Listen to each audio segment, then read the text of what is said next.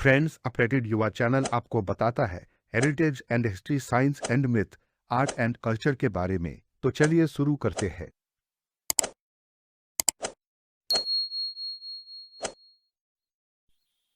दोस्तों, आज हम जानेंगे इंटेंजिबल कल्चर हेरिटेज रम्मान के बारे में। रम्मान महोत्सव को 2009 में यूनेस्को द्वारा मानवता की अमूर्त सांस्कृतिक विरासत के रूप में मान्यता दी गई है। चलिए इसके बारे में विस्तार से जानते हैं। रम्मान उत्सव उत्तराखंड के चमोली जिले के कनखंडा घाटी के सनूर डुंगरा नामक जुड़वा गांव में हर साल अप्रैल में गढ़वाली समुदाय द्वारा मनाया जाता है, जो 500 वर्ष से भी ज्यादा पुरानी परंपरा है। रामायण को स्थानीय गढ़वाली भाषा में रम्मान कहते हैं। इस उत्सव में रामायण से जुड़े प्रसंगों का मंचन किया जाता है, जिसमें गीत, ढोल और ताल पर मुखौटा शैली में रामायण का मंचन होता है। इसमें राम, लक्ष्मण, सीता, हनुमान के पात्रों द्वारा नृत्य शैली में राम कथा की प्रस्तुति दी जाती है। कहानियों को जागर नामक गीतात्मक शैली में सुनाया जाता है। ढोल और दमाऊ जैसे पारंपरिक गढ़वाली संगीत वाद्य बजाए जाते हैं। महोत्सव में सामुदायिक पूजा, देव यात्रा, लोक नाट्य, नृत्य, गायन, मेला आदि विभिन्न कार्यक्रम आयोजित होते हैं। रम्मान का भव्य जुलूस में भूमियाल देवता को उनके मंदिर से लयबद्ध ढोल की थाप और मुखौटा नृत्य के साथ गांव में लाया जाता है। त्योहार के समापन के बाद देवता को एक वर्ष के लिए चुने हुए परिवार के निवास में रखा जाता है, जहां अगले त्योहार तक दैनिक अनुष्ठान और प्रसाद का प्रदर्शन किया जाता है। चुना हुआ परिवार पूरे वर्ष के लिए एक कठोर दैनिक कार्यक्रम का पालन करता है। मुखौटा नाट्य प्रदर्शन रम्मान महोत्सव को अद्वितीय बनाते हैं, जो देखने में बहुत ही खूबसूरत लगता है। हर मुखौटे का धार्मिक अनुष्ठान के साथ सम्मान किया जाता है। इसमें नरसिंह देवता के मुखौटे पर विशेष ध्यान दिया जाता है, जो केवल भंडारी समुदाय ही पहन सकते हैं। रम्मान के अनूठे प्रदर्शन।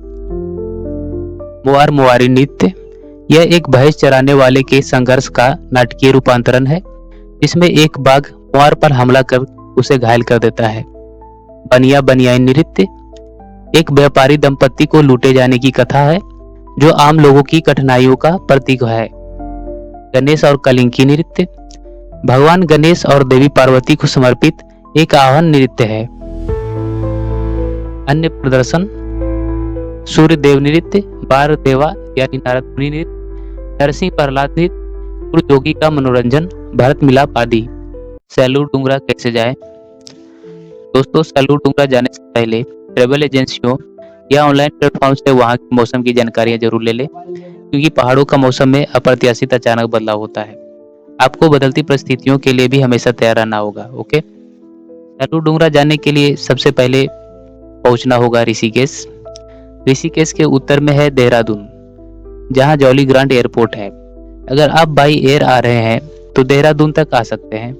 देहरादून से ऋषिकेश लगभग 40-50 किलोमीटर है। ऋषिकेश के दक्षिण में है हरिद्वार, जहां से इसकी दूरी 20-25 किलोमीटर है। यहाँ पर आपको बता दें, देहरादून, हरिद्वार, ऋषिकेश इन तीनों जगहों पर बस और टैक्सी अवेलेबल है। अगर आपको टैक्सी नहीं मिलती है, नो प्रॉब्लम, बड़े आसानी से ऑनलाइन व्हीकल ले सकते हैं। जब आप ऋषिकेश से आगे बढ़ेंगे तो बहुत ही खूबसूरत नदियों के संगम का दर्शन करते जाएंगे। उनमें पहला आता है देवप्रयाग, जहां अलकनंदा और भागीरथी नदियों का संगम होता है और इनकी संयुक्त धारा गंगा नदी के रूप में आगे बढ़ती है। देवप्रयाग ऋषिकेश से लगभग किलोमीटर है। उसके बाद आप पहुंचेंगे रुद्रप्रयाग, जो देवप्रयाग से लगभग 67 किलोमीटर है। यहाँ अलकनंदा और मंदाकिनी नदियों का संगम है। आगे बढ़ते हैं तो आप पहुंचते हैं कर्णप्रयाग, जो रुद्रप्रयाग से लगभग 30-35 किलोमीटर है। यह जगह अलकनंदा और पिंडर नदियों की संगम है। उसके बाद आता है जोशीमठ, जो कर्णप्रयाग से अप्रॉक्स 100 किलोमीटर है। अगर आपके पास सैलूर डुंगरा में रुकने का उचित प्रबंध नहीं है तो जोशीमठ स्टे के लिए बेस्ट ऑप्शन है। जुड़वा गांव सैलूर डुंगरा जोशीमठ के बगल में ही है।